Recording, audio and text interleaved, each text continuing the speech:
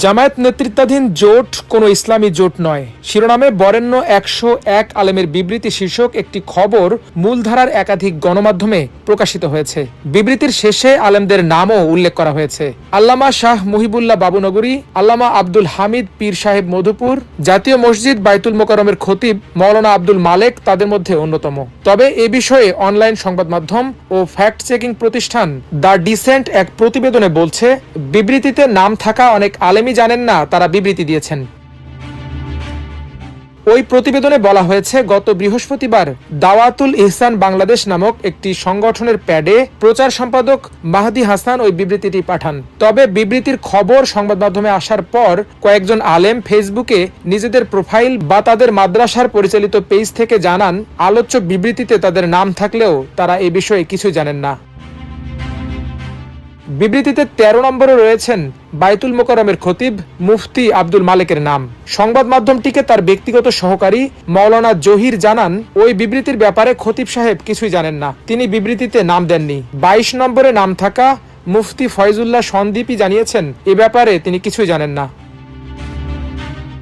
বিবৃতিতে ৪৮ নম্বরে নাম থাকা মাওলানা আবু সাবের আবদুল্লাহ বলেন, এটা যে ইসলামী জোট না আমরা আগেই বলেছি, তবে ওই বিবৃতিতে তিনি নাম দেননি। ৪৯ নম্বরে নাম থাকা মাওলানা আহমদ মাইমুন বলেছেন, ওই বিবৃতিতে তার নাম কিভাবে এলো সেটি তার জানা নেই। এছাড়া ৭৮ নম্বরে নাম থাকা মুফতি আনোয়ারুল হক বলেন, আমি কোনো আলেমের বিপক্ষে কখনোই বিবৃতি দিতে পারি না, এখানে আমার নাম না জানিয়ে দেয়া হয়েছে, এগুলোর সাথে আমি একমত নই। বিবৃতির খবর সংবাদ মাধ্যমে আসার পর কয়েকজন আলেমের পক্ষ থেকে ফেসবুকে পোস্ট করে জানানো হয় তারা ওই বিবৃতির বিষয়ে কিছু জানেন না।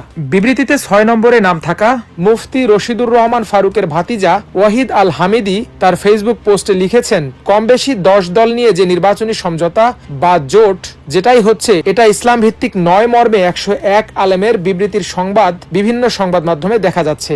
উক্ত বিবৃতি যারা দিয়েছেন তন্মধ্যে প্রথম সারিতে রাখা হয়েছে আঞ্জুমানে হেফাজতে ইসলামের আমির বিশিষ্ট আলেমে দ্বীন আমার চাচা মুফতি রশিদুর রহমান ফারুক হামিদির নাম। এটা দেখেই কেমন যেন খটকা লাগলো, কারণ আমাদের পরিবারে বড়রা আমাদেরকে মতভেদ আর দলাদলি পায়ের নিচে ফেলে হাঁটতে শিখিয়েছেন। ব্যক্তিগত মতামত থাকতে পারে, কিন্তু সেটাকে কেন্দ্র করে বিভক্তিমূলক স্টেটমেন্ট আসবেই না। আমি এটা দেখে তথ্যটা ভেরিফাই করার চেষ্টা করলাম। ওনার ছেলে আমার চাচাতো ভাইয়েরা আমাকে জানিয়েছেন চাচা এরকম কোনো স্টেটমেন্ট দেননি। এছাড়াও ৫৯ নম্বরে থাকা মাওলানা আতাউল হক জালালাবাদীর ছেলে আরিফুল হক জালালাবাদী তার ফেসবুক পোস্টে লিখেছেন, জামায়াত নেতৃত্বাধীন জোট শরিয়া ভিত্তিক কোন ইসলামী জোট নয়। দেশের শীর্ষ ১০১ আলেমের বিবৃতি শিরোনামে একটি সংবাদ প্রচার করা হচ্ছে। দেশের শীর্ষ ১০১ আলেমের বিবৃতির মধ্যে ৫৯ নম্বরে আব্বাজান মাওলানা আতাউল হক জালালাবাদী হাফিজাহুল্লাহর নাম দেয়া হয়েছে। এটি একটি মিথ্যা প্রচারণা। আমি আব্বাজানকে এ বিষয়ে জিজ্ঞেস করলে তিনি বলেন, আমি এই বিষয়ে কিছুই জানি না।